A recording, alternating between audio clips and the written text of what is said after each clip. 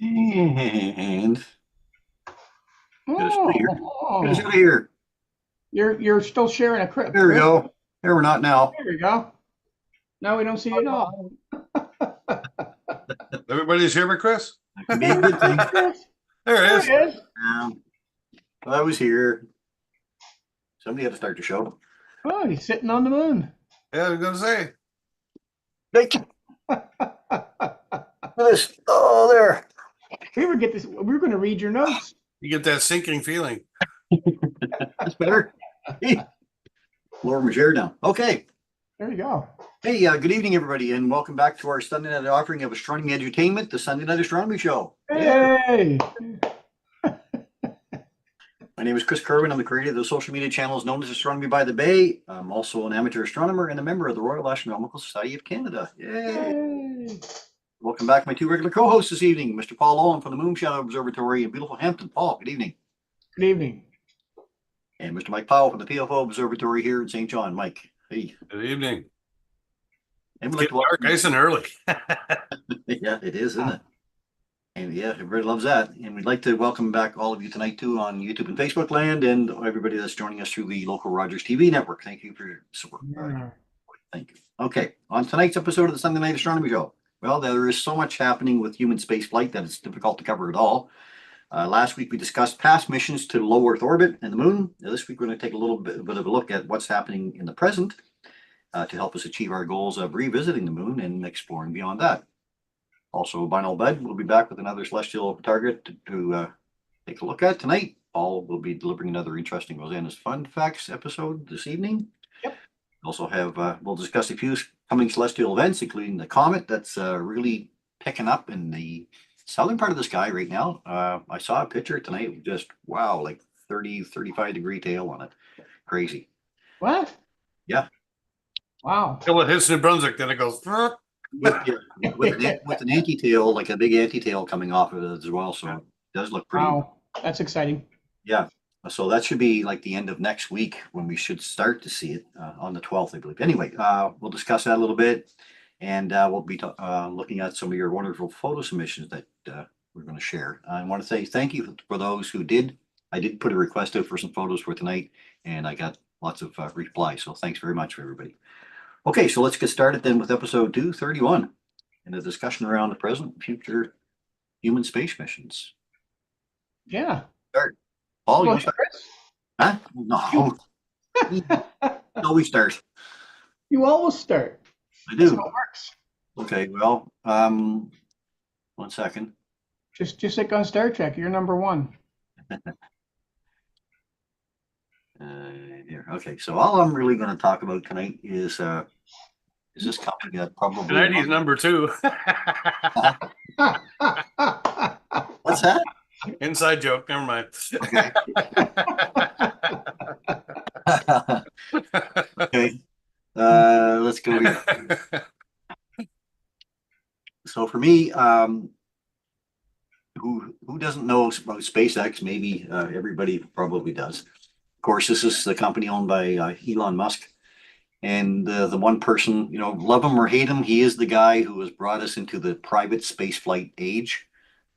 Right now, I mean, before SpaceX was offered, all the Americans had an opportunity for was to fly on the Russian Soyuz craft to the moon or to the space station, and NASA was looking for another way to get there because the shuttles had finished, of course. So along comes SpaceX with their opportunities to see if they could do that approach, and they started it with the Falcon, which had one rocket or one motor, I guess I can call it. And anyway, then they moved into the Falcon 9, the Falcon Heavy, Dragon, which is the one that carries the crew to the space station. Starship is the one that they're working on a lot right now, trying to get to the point where that will be an active spacecraft. They've had a couple of launches already, but and they've had some success with it, but nothing into low Earth orbit yet. And we've got to get at least there before they take us to the moon. And that's the contract with NASA now is for SpaceX to take us to the moon. And I'm sure you've heard that, you know, Elon Musk would like to go on to Mars and beyond as well. and he's mentioned it several times, saying that he'd like to see humans be a multi-planet species. And simply because if there's an asteroid out there, it's not going to be meatpack, but some asteroid that's out there that has our name on it, and it There did is. collide, and it did happen to collide with Earth, not our name, yeah, but I mean, it did happen to collide with Earth. It would be it wouldn't be the end of the human species. We would be on another world, so we could start over again, basically. So that's the idea through that's their long-term goal. Actually, that's in the keynote statement anyway. And I see they got the Hera mission coming up. We'll talk about that later on. But anyway, let's go back to Falcon 9, which is the first orbital class rocket capable of reflight. And we've all seen these pieces come back down again. They reuse about 80% of the rocket, which cuts the cost down significantly. I mean, back in the day when we had when you had the Apollo spacecraft, the Saturn V, and also the shuttles, none of it was really reusable. Except, well, I mean, the shuttle had the solid rocket boosters that were reusable in the shuttle itself, but it's to a point now where the rocket that's going up, the majority of it is being reused, and these are not being reused just once or twice. They're being reused like 10 or 15, 20 times. So the cost per kilogram to orbit has dropped significantly, which means whether SpaceX actually drops their price for the customers, I don't know, but it makes it more attractive for the customers to use SpaceX as a launch vehicle to get their satellites to orbit. Excuse me.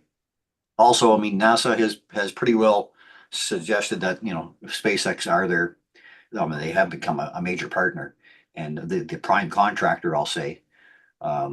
At the moment, anyway. I know the Boeing Starliner is the other player in the game, and it would be good for NASA to have competition, I guess, between contractors. But SpaceX has done the majority of it. Sure, 376 total launches, 333 total landings, and 307 total reflights. This is the rocket, the reusable two-stage rocket designed and manufactured by SpaceX, and it has actually nine engines on it, 9 Merlin engines. The Falcon 9 is the world's first orbital class reusable rocket, and reusability allows SpaceX to refly the most expensive parts of the rocket, which in turn, of course, drives down the cost of space access. There's the height, 229 feet, the diameter, the mass of the rocket itself, payload. Not going to get into all of this. And then this is it actually breaks it down. Their page gives their website gives a lot of information. It breaks down into the first stage, which is the one that actually carries the second stage to orbit and then returns back again, usually on the landing site that it left from or close by. Uses liquid oxygen and rocket grade propellant, which is something that was used back in the Saturn V days. Falcon 9 generates more than 1.7 million pounds of thrust at sea level. And there's the interstage, the part that connects the two pieces together. It's equipped with 4 hypersonic grid fins. That's these fins here on the side. You've seen this piece come down, and these grid fins actually help position or orient the rocket during its reentry. And then, of course, the second stage section here, and then onto the payload section, which has the fairings. Now they're actually capturing these fairings as well, so they break apart like a clamshell. They fall back to Earth, and they have a couple of a couple of ships that go out and pick up these fairings because they're quite expensive as well. So the majority of the rocket is being reused, and of course the capsule itself. So that's our Falcon 9, and Falcon Heavy, of course, is the one. It's almost like 3 Falcon 9s joined together. It's actually had 10 total launches now, 19 total landings, and 14 total reflights. So this is it. It's basically 3 Falcon 9s joined together with the second stage and the fairing section with the payload in it. Much bigger rocket, 229 feet, 39 feet in width. Its mass 3.1 million pounds, and we'll go down through the first stages there. The second stage, the near stage here again, of course, with the grid fins on it, and then finally the second stage with the payload fairing on it.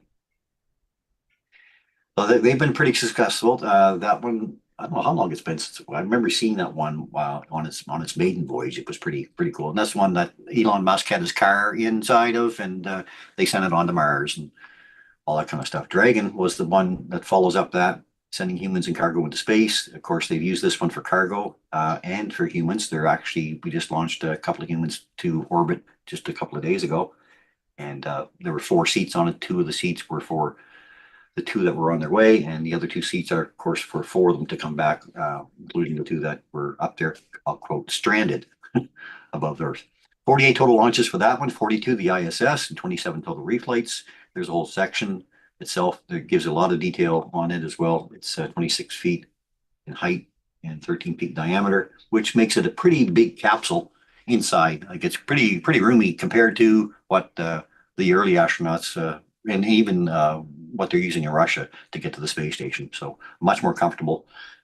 The trunk section has the solar panels and all the equipment that's required to keep that keep it running.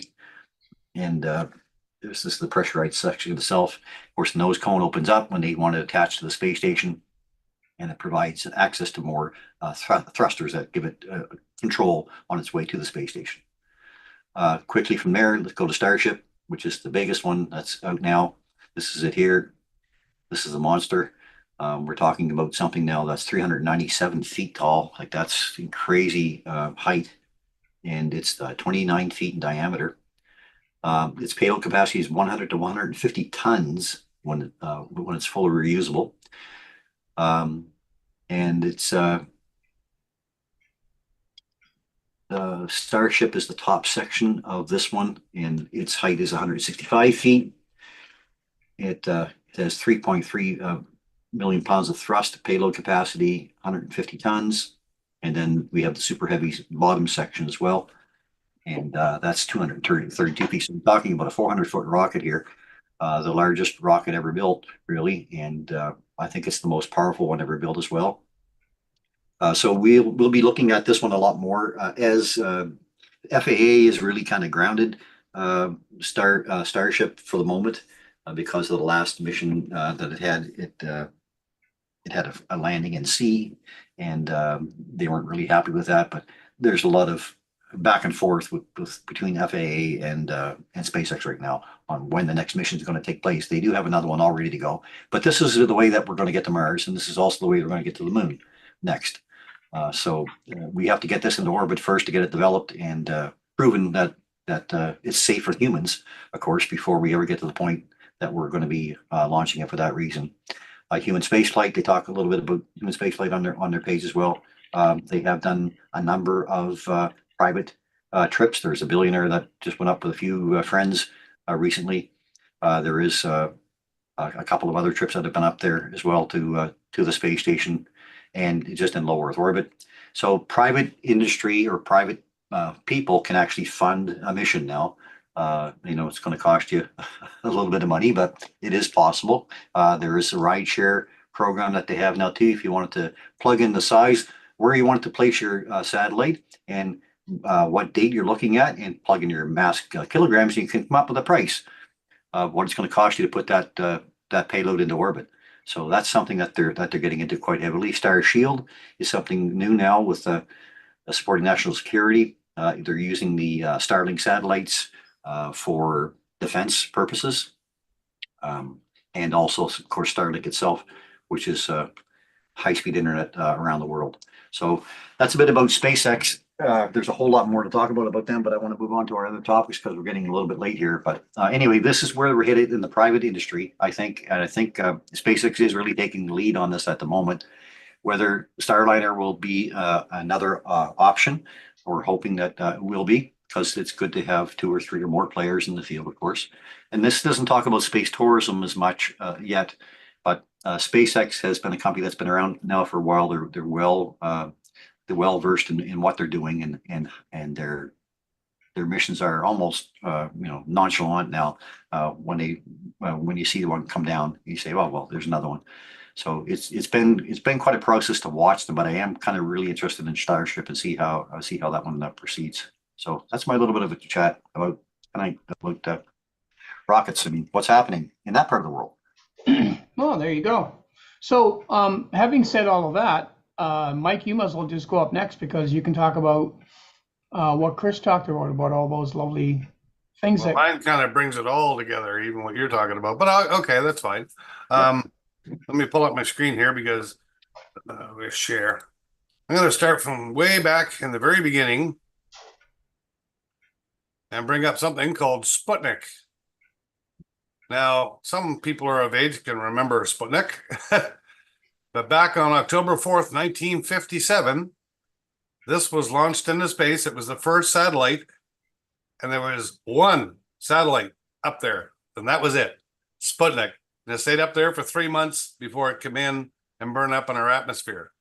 So in 67 years, you can see where we've come from a single satellite, that's it, in space, to, I'll bring up this.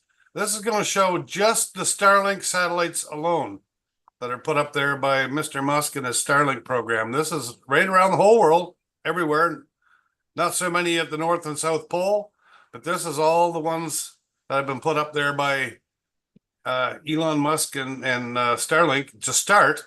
And not only is Starlink up there, so is this OneWeb. OneWeb has all of these satellites up there. So this is all dotted around the whole world with just so far Starlink and OneWeb satellites. And then, of course, this is just strictly GPS satellites. Now it comes up and I'll scan out. All of these satellites are just stationary GPS satellites. So there's just three different things to show you how much we've got floating around up there. One is the Starlink, one is OneWeb, and the other one is GPS satellites. But there's a lot more up there than just that. And as you know, as anybody that's into astronomy, when you look up in the night sky, usually if we're trying to photograph the night sky, what happens? Something comes across your field of view. Whether it's in the photograph or you're looking up, you see a satellite of some sort go by. So just to continue on a little bit, there's a website here called Tracker. And this is just strictly satellites around Earth orbit. This includes every satellite that's up there, not space debris and stuff like that, but strictly just satellites. And I'll zoom out to give you an idea. This is what's flying around live around the Earth right now. So you wonder, how is it when I look up, I get to see something go across my field of view? Well, this is how. There's so much of this stuff up there, and you can track it in real time that no matter where you look at what time of night, there's going to be a satellite going over your head somewhere. I'll just come to New Brunswick where we are right now over New Brunswick. Look at this. This is what's flying over our head at the moment. You know, that is a lot of stuff going over our head at the moment. And it just amazes me how much is up there, and we haven't had a major issue yet. Now, this site I wanted to bring up, this is all of it. This is Space Junk, is the name of this website. This is active satellites, inactive satellites, paint chips, debris, and a whole bunch of stuff that's called uncategorized. And the one that really caught my eye is active satellites are orange. That's great. We understand with the Starlinks and everything that's up there that there's a lot of active satellites. But look at this in the, I guess you, for lack of a color, I call it blue, the inactive satellites. Look at the inactive satellites that are up there. And this, to me, is just orbiting junk. They're doing nothing. They're inactive. They're not doing anything, but they're floating around in our atmosphere up there in the way of, you know, launches or anything else we're doing. If we got to get to the moon, we got to get through all of this stuff on our way there. That's amazing. How do we miss all this stuff on the way up? It's incredible. How, you know, you got to calculate that into the launches and stuff like that. And then, of course, this uncategorized. Well, that could be everything from spy satellites to, you know, there's an actual tool bag floating around up there still, right? And they have to know where all that is, because if you're sending a spaceship through it, something that's moving at 17,600 miles an hour hits you on the side, even a paint chip, is going to cause damage, you know, to any rocket that's heading out of the atmosphere. And it was just one of those things that caught my eye to say how much is up there, because we all have seen satellites go by in the eyepiece, but it's just phenomenal the amount that's actually physically up there floating around the Earth, and not just satellites, but, you know, orbital debris. There could be parts of rockets. There could be, like I said, the space tool bag and so on and so forth. The odd wrench that the an astronaut might have dropped or let go of while he was up there, and it just floats off. And all of that's floating around. And then I came across this, which kind of really caught my interest. It was an article put out by CBC about the Starlink creates light pollution and disrupts the radio frequencies, and it's getting worse. So thousands of satellites in low Earth orbit are not only lighting up the sky, but the radio emissions are causing problems, and it's getting frustrating as heck for astronomers. And I just wanted to go scroll down the page here a little bit to, I think it was right here, this part. It said we've had satellites ever since Sputnik 1 launched in 1957. But today, the number is mind-boggling. In 1958, 8 satellites were launched in the whole year. By 1967, that number rose to 159. After that, roughly 40 to 150 satellites were launched every year. Fast forward to 2023, excuse me, and more than 2,600 satellites are launched a year. If all the satellites are now in orbit, SpaceX owns half. And they plan to have a mega constellation of 42,000. That is one heck of a lot. And it just blows me away that that's causing issues. Really? Number one, if you're doing viewing, excuse me for a second. Where's my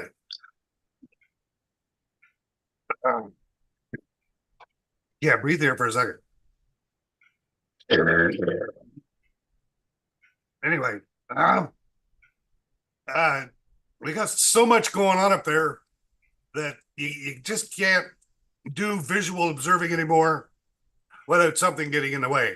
You can't do radio astronomy now without getting noise from satellites getting in the way. So any research that's being done from Earth is literally being problematic because of all the stuff that's up there. And it's not just SpaceX, it's all of it put together. There's so much junk up there. The concern is having a catastrophic failure. One satellite runs into another, they break apart. Those pieces of debris spread out, they hit other satellites, cause them to break apart, and then it's just a cascade effect. And what kind of thing are we going to be into if that happens? And all this stuff has to eventually come down. Where's it going to come down to? It doesn't all burn up necessarily in the atmosphere. Some of it actually lands and hits. You know, some people have found pieces of space junk in their backyards that have come down. And not everything burns up in the atmosphere. But we know that because even meteorites, we find those, but they're made of rock. But I mean, anything that's made of tungsten isn't going to burn up in the atmosphere. It's going to stay and land and hit in the ground. It's pretty soon, some person is going to get hit by a piece of space junk that's come down. And that's going to cause some real grief. But it blew me away that they talked about just one company wanting to put 40,000 satellites up there, or 46,000 satellites up, 42. And then, of course, Verizon wants to do the same thing. Google wants to do the same thing. They're all getting into that now, right? Because everybody wants to be able to have internet around the world. And that's really all it's for, is internet. And, you know, SpaceX is now, sure, they got satellites up there. They're probably allowing the American military to use that for communications and stuff as well. It's just inevitable, right? And I guess the question boils down to what gives them the right to put all that stuff up there with no ramifications. Now, saying that, the International Astronomy Association has petitioned SpaceX to do something about their portion of it. At the time, SpaceX said they'll do what they can. They tried a couple of things, but apparently to like even different coatings and whatnot, or they even built a type of shield to go around the satellites, but none of it seemed to work properly. So from the time they started launching till now, really nothing has been done to make it better. And the International Astronomy Union is starting to get a little worried about that, to say we got to do something about this, and not just with Starlink, but with other stuff that goes up there, because there's no sense building a telescope on the top of a volcano anymore, like Hawaii, if all you're going to get is, you know, lines through your research. And I just wanted to show that. I thought it was kind of different to see all that up there and how we're going to deal with it all. What, you know, does it burn up when it comes down? What happens to it all? And who's some, responsible yeah. for it? Oh, yeah, for sure. Some professional astronomer I had heard that it's also an issue when they're looking for exoplanets, right? So they're trying to find planets around other stars. So how we do that now, or one of the ways we do it now, is basically we look at the light from that star Yeah, and we that's watch a it. planet pass in front of it, see how much it dims. When a planet does pass in front of it, then we wait until that same amount of dimming happens again. Then we can tell that's a year on that world, right? And how far away it is determines whether there could be water in the world, the size of it, all that kind of stuff. Well, now there could be starlinks passing in front of the stars that they're trying to analyze, right? And they'd have to go back and basically see, was that a planet? Was it a satellite? I mean, I would think a satellite would block out most of the light, but I know it's still, it would be an inconvenience at the very least, but Yeah. certainly a concern at the very most. Especially when you got one company who wants to put 42,000 up Yeah. there. And So other companies want to do the same because there's money in it, right? ground-based observing may come to an end, or be at least restricted a lot. You might have to see something beyond the moon, or our telescopes in low Earth orbit, like Hubble, to do the work for us, right? So, Funny, I read an article, but I couldn't find it. I wanted to show it. There is actually a law student. He's going to Harvard, and he was putting a lawsuit against both the Starlink and the agency that actually gave them the license to say it's okay, because he said they lied on the license when they said there was no pollution of any kind. He said light pollution is still pollution. And he's actually taken them to court saying you're polluting the night sky. What gives you the right to do that? No different than somebody throwing garbage on your front lawn. yeah. Well, it'll be interesting to see how that turns out. Well, it is affecting something on a planetary scale too, right? This is one company, US based, I'll say, that is affecting something planetary here. Hopefully, yeah. So, I mean, they had looked at another sign, they had talked about advertising in space, like lighting up satellites and having signs up and down, drink Coca-Cola. Wow. Yeah. It would be really a big concern. Okay, let's move on from there. Thanks, Mike. I'm going to go to Paul next. Paul, you're going to discuss a little bit about space, I think. I am just going to talk a little bit about the International Space Station. It's something that we all marvel at when we're outside at star parties, or for those who have the apps that'll tell you when it comes over, you can actually time it. You can see it crossing the sky. It's the brightest thing pretty much in the sky when it does pass. And it has a variety of different passes, so you can see it, in many different facets. But it's always a thrill to see it, especially at a star party. You can say, "Oh!" Everybody yells, "Oh yes, yes!"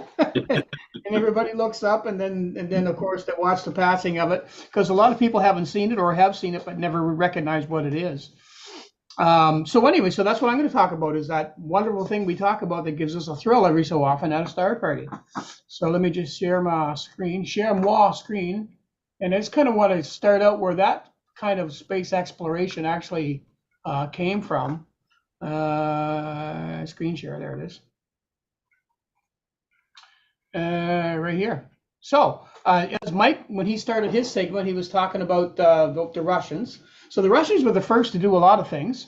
They probably don't have a credit for it, but they actually were the first to do many, many things. And of course, Sputnik was the first satellite that was up there, but they were also the first people to have a manned space mission.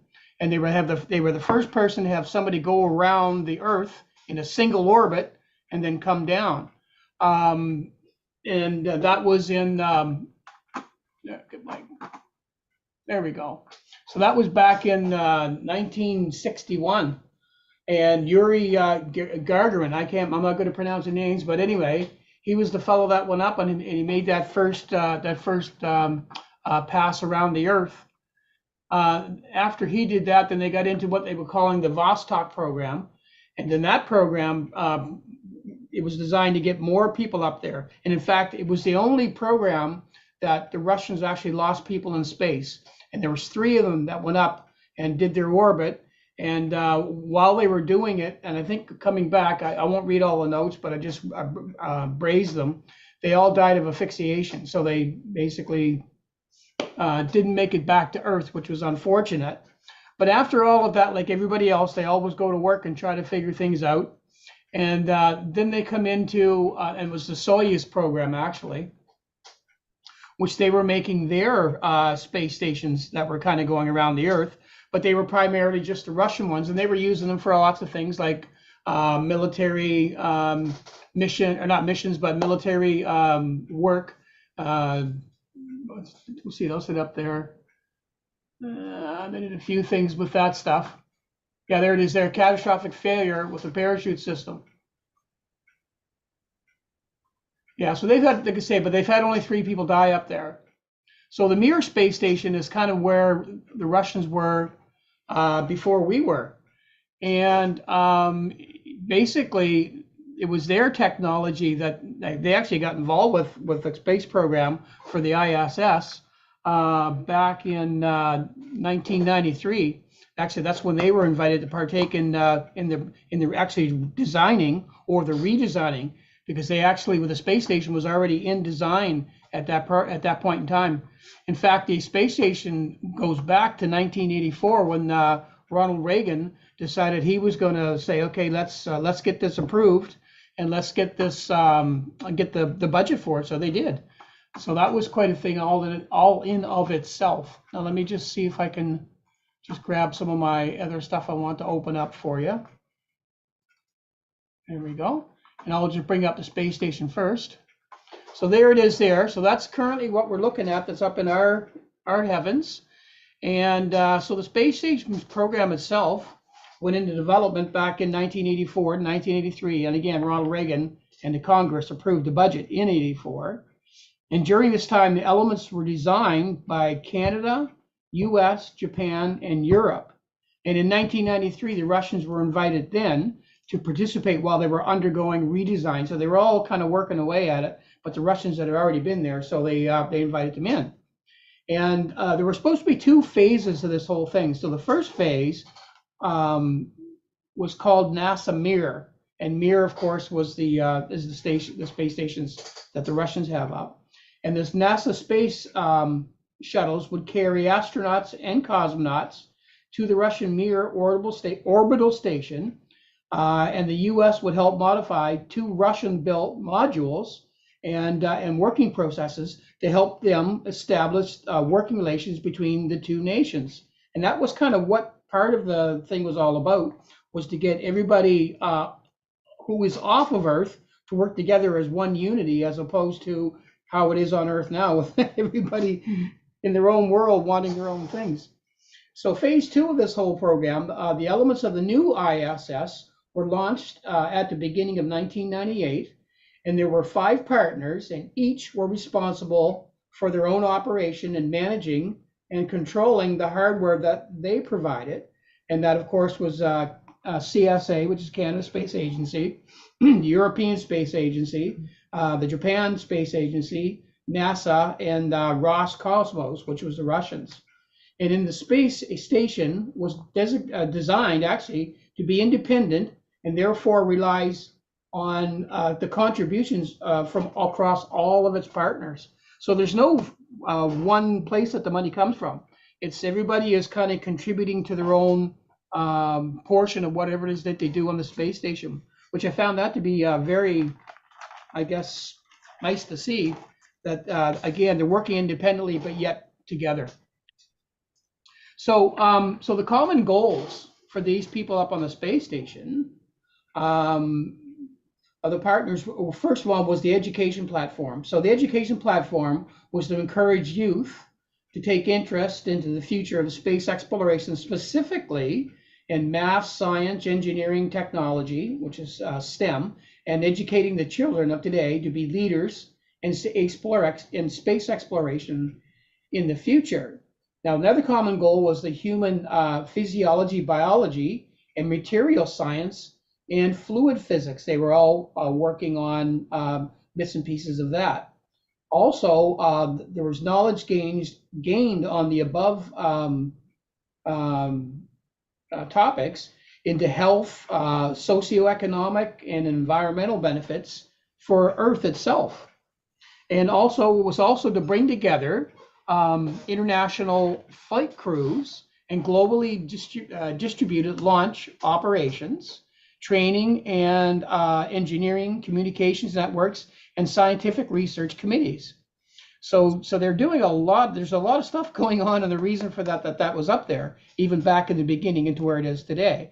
The primary mission control centers for the space station are in Russia and the U.S., but there are ancillary centers in Canada and Japan and Europe. So everybody's got their kind of hand on what's going on up there, but there are the two main players in running that system.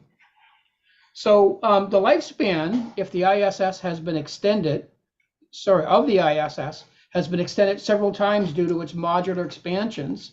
And now in fact, it was Biden-Harris that put forth the funding to say, okay, let's keep this thing going to 2030. Let me just see if I can show you a little bit of what's going on with there. So there's basically a breakaway of the ISS as it sits today. And you can see up in the top corner where it says NASA, Roscosmos, JAXA, CSA, and ESA. So these are all the different colors that correlate with the colors of the different pieces of the space station. So for example, anything that is that blue in NASA, anything like, for example, this is labeled pressurized mating adapter. That's all what NASA had contributed. So you can see there's NASA stuff all over this thing. It's unbelievable. I think they have actually more than anybody else up there. But you can see all the different pieces. So you can actually go online to the site and you can download this blow up and you can see all the different modules and the solar panels and the nodes and all the different things that comprise of what makes the station what it is. And it's really a complex thing that started off as a couple of pieces and was almost like Lego, where you add on another piece, add on another piece, add on another piece. So it's quite amazing, really. This is what it's like inside the space station. So a lot of these modules, as you can see, aren't all that big, but each one is large enough to house enough of the people in there. And there's one there, common room, that is a little larger than this, that they could all kind of get together. But that's kind of what the modules look like on the inside.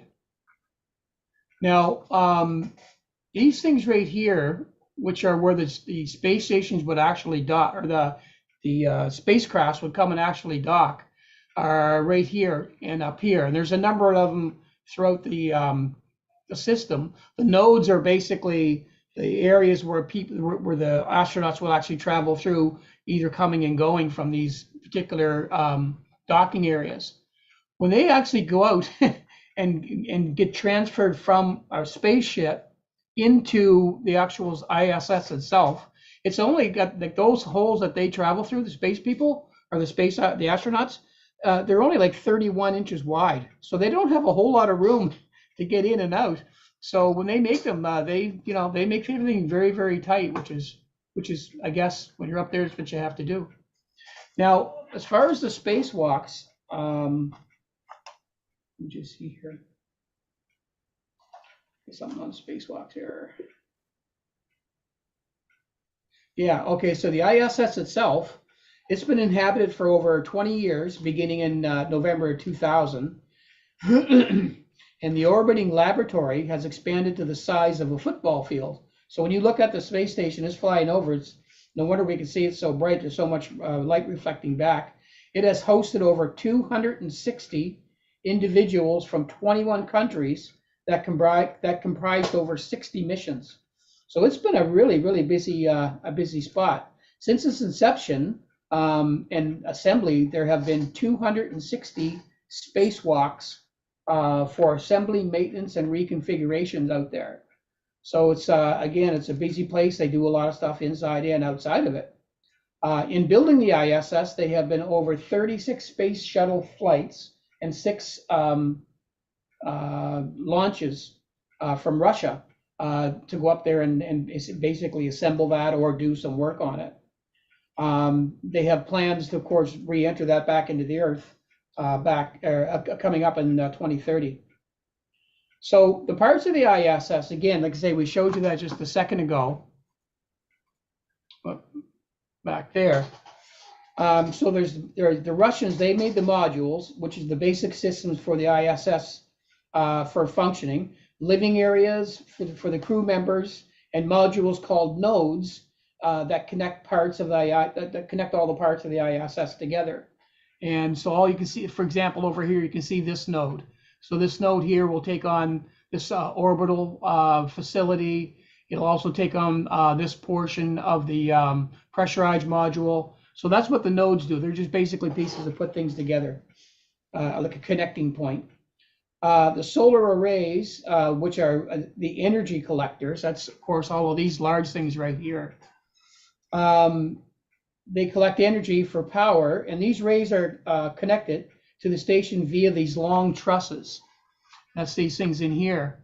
And what those long trusses do is they basically control the temperature on the space station throughout the whole thing.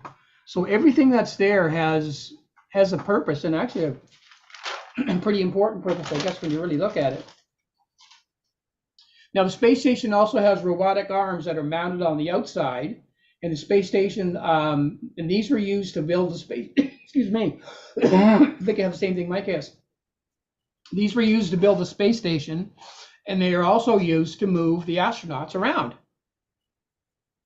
And also the airlocks. Now, these are used for portals for the spacewalks. Docking ports are also required to allow other spacecraft to connect to the ISS. And then, of course, when we looked at that one right there, that's basically what that's all designed to do there. Those are the connecting ports. Now, there's something that's actually, excuse me, even more interesting than this stuff. Let me just see if I can find it. I want to show it to you, especially for those astro imagers. And there's a lot of us out there. Let me just get that over to where it should be. There. So this is interesting for those who like to take pictures of space. This was an article that was done, I can't remember how many years ago. It was quite a ways ago, quite a few years ago now. But anyway, this was written by David Levy. David Levy, of course, is one of our great comet hunters, and he's been up in our area quite a few times. And so he does a lot of work with the different magazines and whatnot. And he's quite famous for his comet. Anyway, what this article was about the hyperstar going up into space. Now, what the hyperstar is, for those who don't know, it's basically on a Schmidt-Cassegrain telescope on the front end of the scope. It's basically it's a little how do you call it? It'll widen out your picture, and it makes your telescope more efficient. So a telescope like that would be like what they would call an f10, and what the hyperstar does, takes it down to an f2. So you only have to expose for a couple of seconds at a time to get a really, really good picture. So they decided that they want to put one of those up in space because they needed something that could image stuff really, really, really fast. But here's the funny thing. It wasn't designed to shoot the stars. It was designed to shoot the surface of the Earth. And Chris Hadfield was actually the first one to actually use it. And so I can't click on that picture, but you can see it better in this one. So basically, it's a fork-arm telescope. It's a Celestron 9¼ inch telescope with a camera on the end. And the reason they went to a 9¼ instead of the 8-inch was because they were using DSLRs at that time to take the photographs. And so because of that, the DSLR body is so big, you needed a relatively large plate in the front so that you wouldn't have such an obstruction that you wouldn't get the clarity and be able to still get a lot of brightness in the image. So that's why they went to a 9¼ So this is one of the first images that it took from up in space.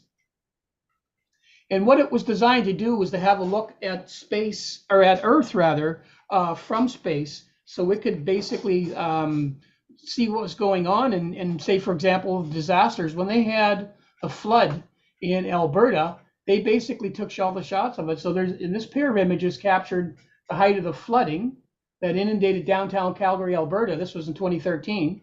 And the picture were quickly relayed to Canadian officials to improve the responses of natural disasters. So that's really kind of cool. This other photo you see over here, the Pathfinder views the rugged terrain on the eastern side of the Argolic Gulf near Greek village of Kalata. seen at the bottom center, below the snow-covered Swiss Alps, were another target for the Pathfinder's remote-controlled camera on board the ISS. So, and of course, there's other shots that it does. So this telescope was used, and it was actually put in place and designed by the people down in Star, Arizona. Star, Arizona is a telescope company in Arizona, thus the name Star, Arizona. And Dean Koenig, which is over here, and his brother Steve were the guys that designed this company.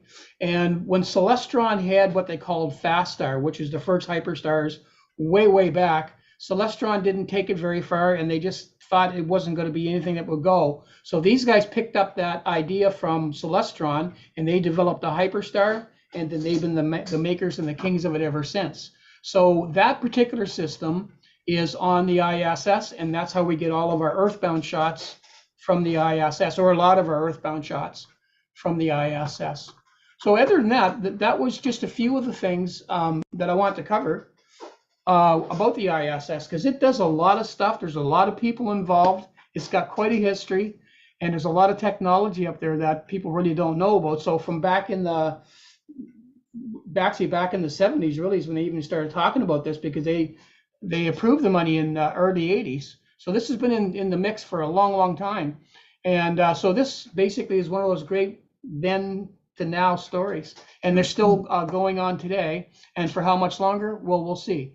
The thing about a modular system is you can keep putting pieces on and taking pieces off. So Yeah, anyway. that's true too. Yeah. Yeah. It could be longer than 2030. Who knows? Yeah. Yeah. Awesome. Thanks, Paul. Okay. All right. We covered that, I think, for now.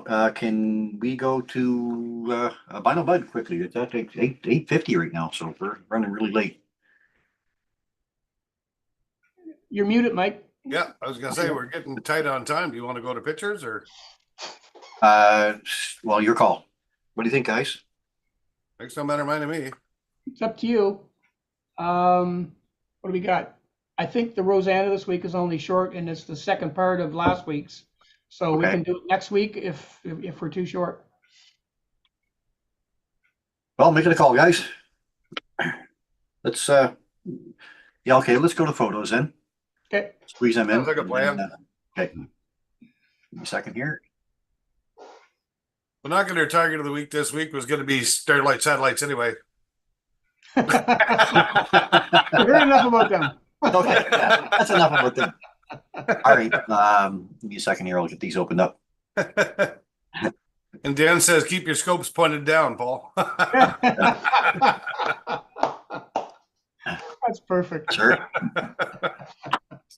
Okay, can you get me note my photos here? Yeah, and also there may be some opportunity for Aurora. I'm getting some people they're telling me that they're seeing some Aurora tonight. In the background, I hear bing, bing, bing. Yeah, it's minor now. That was from the X.9 or X9.0, of course, from the other day, and it was supposed to arrive yesterday, and then it was going to arrive yesterday afternoon, and last night, and this morning, and apparently it's just arriving now, and apparently it's a lot weaker than what we had expected. With a 9, they thought, oh yeah, wow, this would be a huge plasma cloud, but it has weakened quite a bit before it arrives. So Yeah. it's more like a G1 level than it is a G3 level. So anyway, let's go back to the notes. We can be screen shared here quickly. And we're on screen number 2. Yeah. Actually, let's go this one application window there. Here, can we see it now? Yes. Okay, awesome. There. So this one came in from David Smard. David said it's a Horsehead Nebula taken with the Sea Star and the taken with Sea Star. And then this M42 shot taken with the Dwarf 2 scope. Both images were not processed. He just used them out of the equipment. So Yeah, awesome. And he got this October 4th shot of the sun. So yeah, look at this group of spots. Yeah. I mean, the no wonder size of the spots. Never mind how many. crazy big. Yeah. Holy smokes. Nice I shot mean, too. It would take 100 naders lined up in a row to cover the disk of the sun, right? This way. So, I mean, think about how many, that would be the size of these sunspots. Really, Unbelievable. so we're really into the meat of the cycle right now. Oh yeah. There's a better close up view. So yeah, we got this is why we're getting all the activity, folks. All right, thanks for those, David. I'm going to move on to Brad Perry's shot here. Brad says, "Hi, Chris. I just wanted to share this photo I got this morning of the comet. This was the other day. The sky was getting pretty bright by the time it was clear of the tree line, so I wasn't able to capture a whole lot of detail and couldn't pick it out naked eye, but it is certainly there. It's a single shot at 168 millimeter, 2 seconds, f4 ISO 640. I'm very interested to see how the evening views will compare, given that we will have a waxing gibbous moon by then. I never thought of that because Brad brought it up, and he's right. You know, we have a waxing gibbous when the comet is supposed to be at its best. So whether that'll be an issue for us, although the waxing gibbous is coming up in the eastern sky, and this comet's in the western sky, so we'll have to see. Hmm. Will affect our views or not, but let's hope Well, it's the not. fact that the sky's going to be getting darker instead of lighter, it should give us better views. Yeah, let's hope. Yep. Anyway, we're all looking forward to that one for sure. Thanks for that, Brad. I did ask for a few photos, so I did get some here from, this is one from Ashley, moon capture, a couple of moon captures that she caught for us. Oh, very nice. Oh, Thanks, nice. Yeah. she done.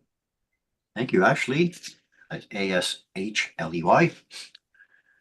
And this one from Trudy, the 1.8% moon while chasing the comet, she said, that I didn't get. Yeah, We'll the get nice it- we'll get it soon. That's nice moon. Yeah. Very nice. And shot of the full moon at Split Rock. Some Where have I beautiful seen that spots. before? Yeah, you want to see it right in here. Yeah. Still beautiful where it is. Yeah. It's an amazing spot. And there's another capture. Oh, nice. Very nice. Thanks, Trudy. Yeah. I got these from Trinity Savoy. She said the Northern Lights were taken in St. George. Nicely done. They're Oh, there, very yeah. nice. There you are. Wow. Yeah. Yeah. Well, that. Holy smokes. Now you're talking. Even with And, all that light. Wow. Yeah. Yeah. And the star shots were taken in Chance Harbor, she says. Right on. Yeah, well done. Thanks, Trini. Appreciate that. I'll go for that to Michael Powers shot his backyard view, September the 30th, 9:21 at Glen Levitt, New Brunswick. There you That's some go. backyard. Yeah, it is. Some Yeah. backyard view. Yeah.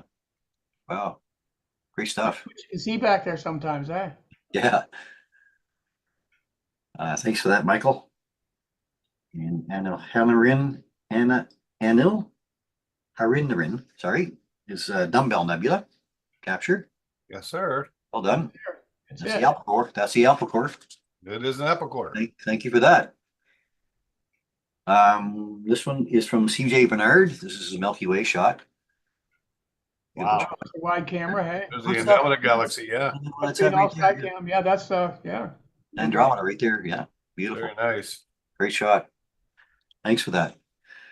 Manly Nabuche sent this in. She said, Bonjour, Chris. If you need some photos for tonight, surprise aurora from last September 29th. We were on the top of the George Cap in Nova Scotia, and despite the fog, we had this amazing show for more than a full hour. The aurora was really a rare, vibrant red that I had never seen before. Yeah, that is. Well, Make a there's the big Big dipper. Dippers. You can Yeah. certainly see Yeah, yeah. She Very says nice. that here's a few pics with the data at the time, around 9:45. So here's her pic with, missed it. Hey, nice pick. Hey, nice pic. Yeah. There we go. Oh, I know what it was. Hang on, we're gonna we'll move by that one to the next one. There we are. Hey. Whoops. Just kind of stick that in there subliminally. Subliminal messages, yeah. Yep. This is the conditions at that time for her. And there's the graphs from it as well. Yes, sir. And there's another capture. So yeah. Oh, look at that. Stuff. There's the Big Dipper again. Mm. Front end of it. Thanks, Annie, for those. Very nice. Heather Whalen sent this one into the Aurora. She's a photo taken August the 12th, 2024, 10:30 p.m. at Digdawash Lake. So Wow. nicely done. Lots of glow. Lots of glow. Yeah. And so now I'm going to go back to, if you have any photos, send them into these guys. There we go. astronomybythebay@gmail.com. We'd be happy to take your photos and bring them up on our next broadcast. And I'm going to go quickly from there, just to real quick to what's up. So let's look southwest tomorrow evening at 7:45 p.m. Atlantic time for the waxing crescent moon and the heart of the scorpion right there, Antares, that really bright red, orange red star. That if you set it, I think in the spot where our sun is, would swallow Mercury, Venus, and Earth. I think inside that at least. Too big. Big, very giant. So that's tomorrow evening at around 7:45. Nice crescent moon out there. On Wednesday evening at 9 p.m., we get a chance to catch the Lunar X and the Lunar V. So the illusion of the Lunar X right there is created by sunlight falling on the rims of the craters Lacale, Blanchini, and Purback. And the Lunar V, that's seen up here, is actually caused by the sunlight illuminating the Euclid crater along with some smaller craters. That's on Wednesday evening around 9 p.m. And Thursday evening, maybe that was Thursday evening too. I'll have to go back and check. The straight wall, Rupus Recta, that Thursday evening is the first quarter moon. That's right, sorry. So the first quarter moon out, and then the straight wall, which is called Rupus Recta, is actually a lunar fault line about 112 kilometers long and 400 meters high. This is it right here, and it's right in that area on the moon. And if you look at it in the telescope, it looks almost like a sword sitting there, but it's actually a very gentle slope, 400 meters down to zero, I guess. And because of the way that light is coming in from this side, it causes it to look like it's a large cliff here on that side. Of course, when the sun's coming in from the opposite side, it's just a big bright area. You don't get to see it. So it's just the way that light and shadows play tricks on us on the moon. So that's visible Thursday evening, right around 9 o'clock or so. And we have Fall Astronomy Day coming up. So at the Every Nature Park, Friday, October the 11th, from 7 p.m. to 10:30 p.m. And the rain date is Saturday, October the 12th. So the park gets opened up for us to help support their dark sky initiative. So members of the St. John Astronomy Club will be there on site to offer views of the night sky. Hopefully well, actually by the 11th, the comet might not be up that early, but by the 12th it should be. And it might be really low in the west, depending on what it is. But anyway, well, I'll keep posting on that. I have a Facebook event up for it now, so I'll keep posting about it when I see more information on it. If the weather changes, I'll let people know there. We see this Lisa's Look Up Astronomy and More. You can go visit her Facebook page. She puts out this great chart on each month. It gives us the event itself. It gives us the date of the event, the peak times, when's the best time to see it, and what you need for seeing tools, naked eye, binoculars, or a telescope. You can follow Lisa at Ruby Moonbeams on Instagram, X, Mastodon, and Facebook, and now on Threads as well. Thank you, Lisa. And finally, quick look at the comet. This is the path of the comet that we're expecting over the next couple of weeks or so, the next few weeks, I guess. October 12th, very low in the western part of the sky, southwest, and very low for the next few days. But this is the period of time between the 12th and the 17th when it should be at its brightest. And that's from something called forward scattering. So the sun is actually backlighting the comet. The sun's coming from this angle, of course, backlighting the comet, almost like the ISS when it's passing over. So we should get our best views at this time. And I've already put my order in for clear skies for all these nights, so don't worry. We should have clear skies every night. Let's move from there right up to the 31st. So as we get up in this area, we're going to lose a lot more of the magnitude or brightness of the comet. But let's keep an eye on this one really close on the 12th. So I wonder if you go over on the 11th, if this tails as long as they say, if you might see the tail without seeing the comet. yeah, you might, yeah, because the tail apparently is 25 degrees or so long. It's just huge. So it's looking good for us right now for nice views. And we have the comet and Venus in the same area of sky too. That'd be cool. Actually, one of the days it passes up here by 13P Olbers, which was another comet.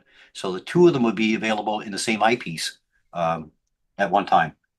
It's a lot fainter comet, the other one now, but it's going to be there. So that's it for that. I'm going to do a stop share there. There you have it. That's what we got coming up. So Ta-da. let me go from there to this. And I'm going to just pause here and this. There. Well, that was our show for this evening. We didn't cover, we covered some manned space missions, not all of it, of course. There's another whole topic of space tourism that's happening now with Jeff Bezos and, even missions that SpaceX are offering. And there's this huge balloon that they're looking at that's going to take up this, restaurant kind of thing and carry it up slowly and back down again. So there's all kinds of ideas that are coming up. We might take a night and talk about that as well, space tourism coming up.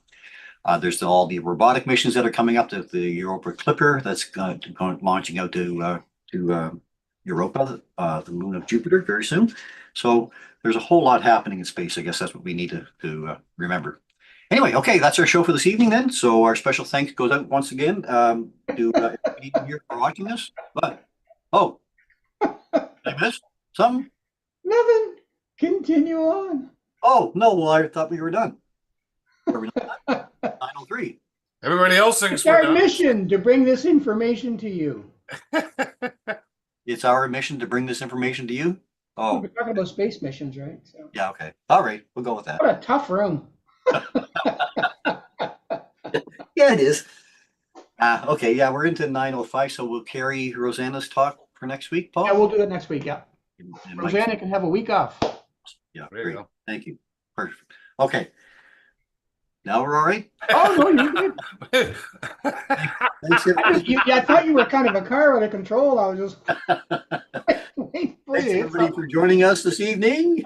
Good program this evening. And to all of you who share our program out there, thank you very much. Remember, too, we do love getting your photos. Send them into Is that number 2 again? by the bay at gmail.com, and we'll be happy to put them on our next broadcast. Anything else you'd like to say, guys? No? Oh, just a big shout out to Annie. Yes. Thank you, Annie. We're enjoying Thank you, Annie. bugs. Yeah, Absolutely. I'm actually up there on the shelf. I don't want to get it dirty. Let's have this coffee. Okay, so yeah, those who are thinking about it, take a look at your apps right now, and there may be some opportunities for Aurora right now, Northern Lights. So get out and take a look quickly. And anyway, I'll let you go on with that. Special thanks again to Rogers for joining us this evening as well, those folks. So until next week, wishing you all clear skies. As we like to say, guys, open your eyes to view the skies and keep your scopes pointed up. Well, down now because of the ISS. But... Oh, okay, sorry. Okay, I'll go with that.